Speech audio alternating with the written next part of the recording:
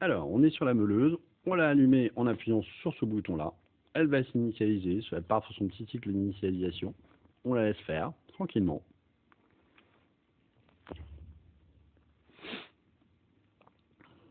Alors, pendant ce temps, ce qu'on peut faire éventuellement, c'est si on a, voyez, glanté ou ventousé l'œil droit, on peut marquer un petit D, voyez, au niveau du nez pour l'œil droit. Ça permet de ne pas se tromper entre son œil droit et son œil gauche. Et l'autre verre qui se présentera, voyez, à l'inverse, on ira marquer un petit G, pareil au niveau du nez de l'autre côté.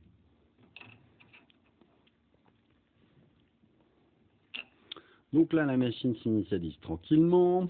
Il va falloir qu'on explique à la meuleuse qu'elle doit prendre les données du centreur palpeur qui se trouve de ce côté. En l'occurrence, c'est plus le centreur qui nous intéresse. Donc il va falloir qu'elle sache qu'elle est en train de faire une monture cerclée. Vous voyez, elle va nous proposer logiquement les choses. Donc là, elle a fait son signe d'initialisation.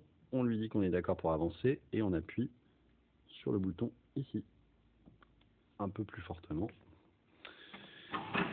Donc là, elle va faire un petit cycle qui va lui permettre de vérifier qu'il n'y a rien qui gêne dans la machine, que tout va pouvoir fonctionner correctement.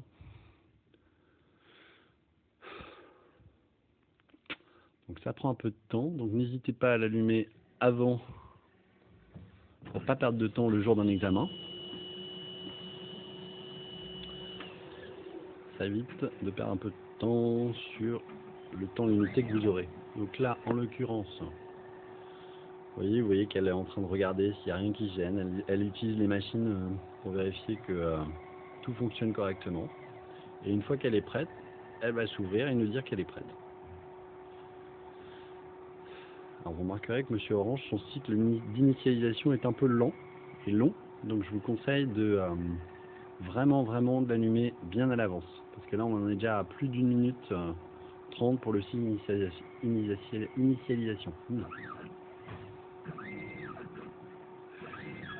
Voilà. Alors,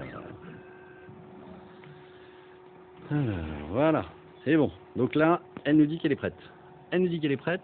Évidemment, il va falloir qu'on lui envoie les données. Donc pour lui envoyer les données, on appuie sur le petit icône du centreur. Et naturellement, elle va aller chercher les données qui se trouvent de l'autre côté. Alors elle nous dit qu'on n'a palpé qu'un seul verre. C'est normal. Pour le moment, on n'en a palpé qu'un seul. Elle s'en inquiète. Vous voyez, on retrouve exactement la bonne forme. Si vous avez un petit doute, vous prenez votre monture et vous la positionnez comme ceci devant. Vous voyez bien que c'est l'œil droit. Donc ça correspond bien au verre qu'on veut tailler. Si on a encore un doute, on peut positionner sa monture sur la machine et puis on voit bien que le nez est à droite, donc c'est bien un œil droit.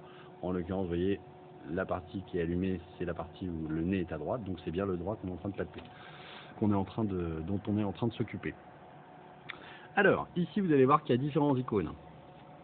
Il y a l'icône qui vous parle de la matière du verre. En l'occurrence, ce verre, c'est un verre organique. Alors, verre organique, polycarbonate, un indice supérieur à un indice 1,5, Trivex et minéral.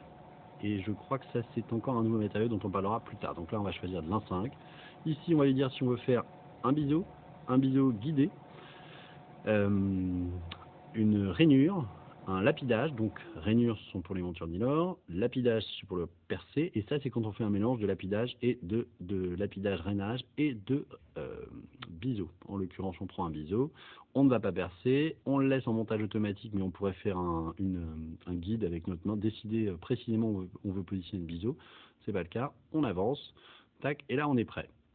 Donc là maintenant, il ne nous reste plus qu'à positionner le verre que je prends dans la meuleuse, et ça vous demandera à votre professeur avant de lancer quoi que ce soit. Et vous voyez, en fait, il y a à nouveau un petit trou, donc il faut positionner le verre. Il n'y a pas deux façons de le positionner, il faut attendre jusqu'à ce que votre verre soit positionné parfaitement et bien enclenché dans le mort. Et là, on est prêt à se lancer. Donc à partir de là, vous pouvez demander à votre professeur de venir voir ce que vous avez fait et éventuellement pour aller plus loin à votre tour.